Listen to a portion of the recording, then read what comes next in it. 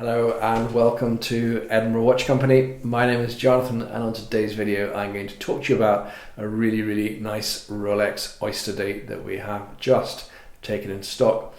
Now you can find out more about this watch by visiting our website at edinburghwatchcompany.co.uk. There you'll find some photographs, technical specification and pricing, but of course if there's anything else you'd like to know, whether you're looking to finance it or perhaps part exchange or just have a chat about the watch, then please just give me a call directly. So what we have here is a very popular model, the Oyster Date. Case size on this one is 34mm. So I'd say it used to be sort of called a boy's watch. You know, it fits beautifully between a watch for a lady wanting a slightly larger watch, but not quite the 36mm, or maybe a gentleman who doesn't quite want a watch as big as a 36mm, so maybe a gentleman with a slightly smaller wrist size. Very understated, not too flashy, and looks absolutely great. And with this one, with its white Roman dial, it's really quite special. Now, we bought this watch directly off the original owner, who bought it here in the UK back in 2014. And like all of our watches, as you can see here, it has the outer box, it has the inner green wave box, it has here the warranty card, the instruction manual and the hang tag. So just everything like it left the Rolex AD with.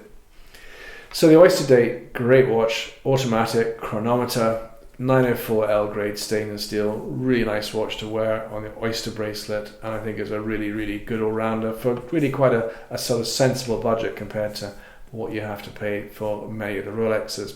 So let's now go and have a closer look at what the watch looks like. So here we are, this is the Oyster Date. So first things that you see, the dial itself, a very crisp white dial with the Roman numerals going around it. So I think this watch will work with really any outfit, whether it's bought by a lady or a gentleman. The crystal here on the top, of course, is Rolex's sapphire crystal, so very resistant to scratches and chips. Being the Oyster Date, you have the date window there, and it has this Cyclops window there giving you a 2x magnification.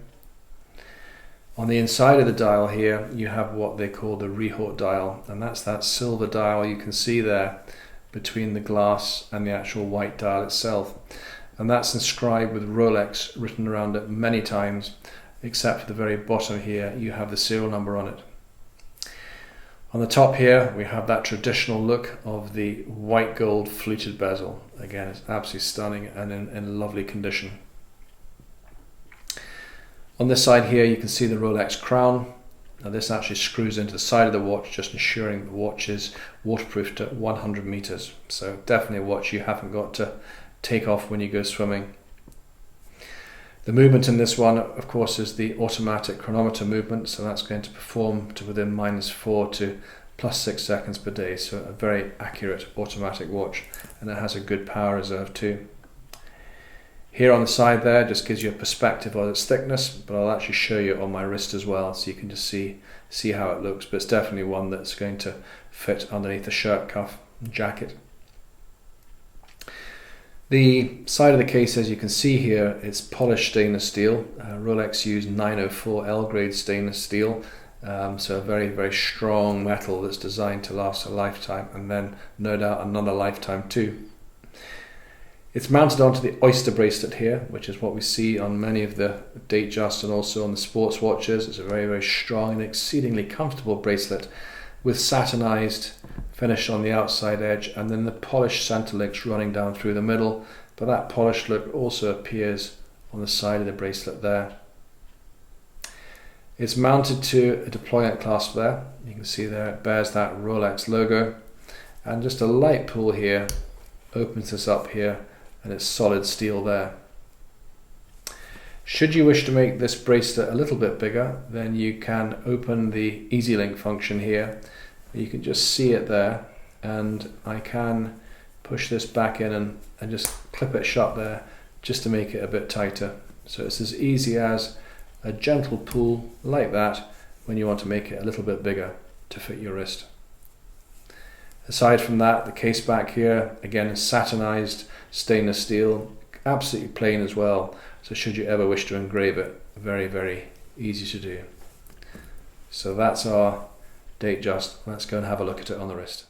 So here we are. This is the Oyster Date on my wrist. Now I've got a really big wrist. It's 8 inches, but do you know what? It's got a full-size bracelet. That actually looks great. I think I'd really have to have a 36 on my wrist beside it to compare the difference. There's not really that much difference. I'm just a couple of millimeter, but just looking at it here, I think what I really like about it is just the crispness of the white dial, the Roman dial, and that lovely fluted bezel, that sort of traditional look. But I think the Oyster bracelet just gives it a slightly more sporty look as well. This you can see here just gives you an idea of thickness on the wrist,